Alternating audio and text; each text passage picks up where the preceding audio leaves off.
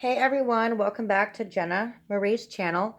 Sorry about my hair right now, but I want to get into because I did a Facebook Live and I wanted to do a YouTube about this.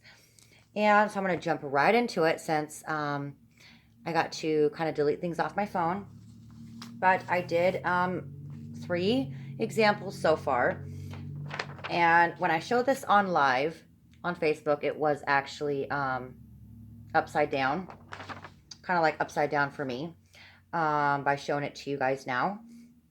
And this is called, I got it passed down to me and I felt the need to kind of elaborate a little bit. And if you guys want to do this test or quiz, let me know, comment, and I will send it to you all. But this is called Anger Iceberg. So if you are in a relationship or in a marriage or ex relationship or ex marriage or divorce because of this, let's just get right into my example so far so that you won't get confused. Okay, so I have a wonderful, loving best friend. And I'm going to get into reading this right here so that you all know what I'm talking about. So if you're in a relationship or whatever, and you are, if that, individual is, it could be either or, like if he or she is making you feel this way, or if you feel this way in general because of that toxic, narcissist individual. So I'm going to read all this right here. So you might feel or experience being embarrassed, feeling scared, grief, shame, tricked, overwhelmed, frustrated, distrustful, frustrated, depressed, disgusted, grumpy, stressed, attacked, guilt, trapped, rejected, helpless, nervous, trauma, annoyed, exhausted, anxious, disrespected, unsure, envious, disappointed, lonely, offended, uncomfortable, worried, insecure, regret, and the last word is hurt. So I'm going to be basing this off of one of my examples. And I hope that I have enough time. If I do not, I will do another video about this. It might be part 2. So I have an example right here, a good one. And if you have like a friend, or it could be no one toxic, not a narcissist, not immature, etc. They are only going to make you feel or give out very, very few of these. Which, in my case, why I felt this way or why I had this feeling, frustrated. And the reason why I said frustrated is because me and my friend, we only get frustrated on certain things. When something, gets brought up or drama starts, not from my individual friend. Grumpy. We both have grumpy days. Unsure. We're just unsure about life in general. And lonely. Not having my best friend all the time because I deeply care and love him. So it was a different lonely feeling. So with all that being said, reason why I did this first is because me and this mutual friend that I've known for a long, long time, it's not going to literally experience 101 a really bad toxic relationship or a friendship. It's nowhere close with the individual that I'm bringing up. Now we are going to go on the next one. I was in kind of in a relationship with this person, not really wanting to be. He actually claimed that I was his girlfriend and sat there and blasted it and made me just feel all of these. Actually, this paper right here, and that I wrote down right here, this man, I have all of them. And what he has made me feel, what he has given out, he has made me feel very embarrassed. He has made me feel very scared. He has made me grieve. He has made me feel shame, tricked me, overwhelmed, frustrated, depressed, disgusted, distrustful, grumpy, stressed, guilt, trapped, rejected, helpless, trauma, nervous, annoyed, anxious, exhausted, disrespected, unsure, envious, disappointed, lonely, offended, uncomfortable, worried, insecure, regret, and hurt. And the reason why I say he was just a horrible, horrible individual is because he made me feel this way. He made it happen. Now, his goal was to embarrass me. His goal was to make me scared. His goal was to get me to cry. His goal, and etc., was to get me to feel shameful, feel disrespected, feel anxious, feel exhausted, and put trauma into my life. And I wanted to actually give that out. And, also, this individual has made me feel uncomfortable, worried, insecure about myself, start questioning about who I am, and making me feel regret, and hurt, and feeling lonely, feeling offended, feeling annoyed, feeling trapped. Every which way, this individual did it all. And the reason why I wanted to come on here and kind of state this, and I will make another video about this as well.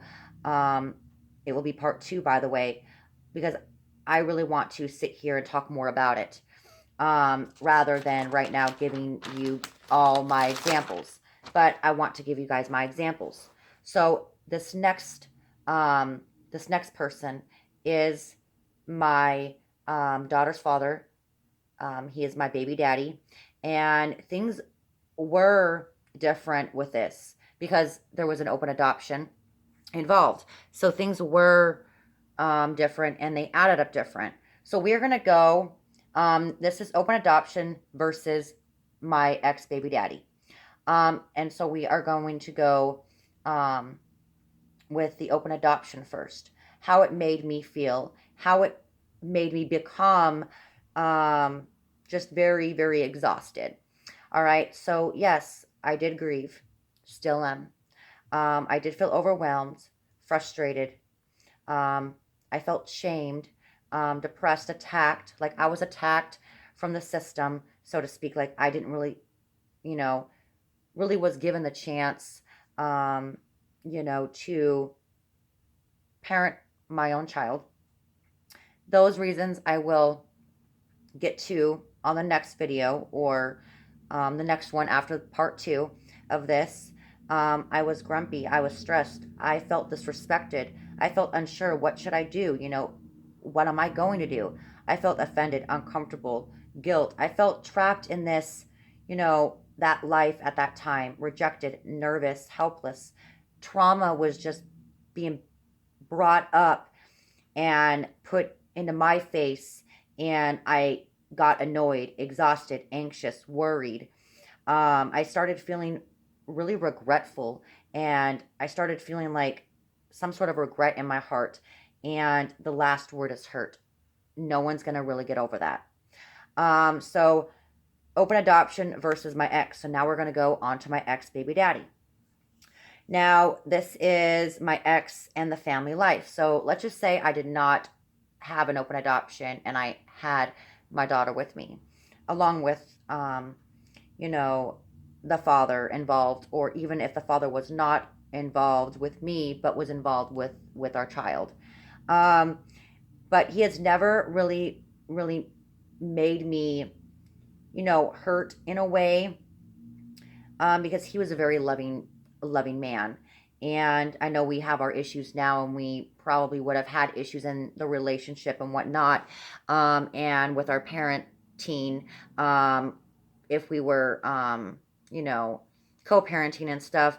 But I do got to say that, of course, everyone's going to feel overwhelmed if they have a child, especially if they are in that relationship or married with that significant other, who does respect you or whatnot. You are going to feel overwhelmed. You are going to feel frustrated. You are going to feel grumpy.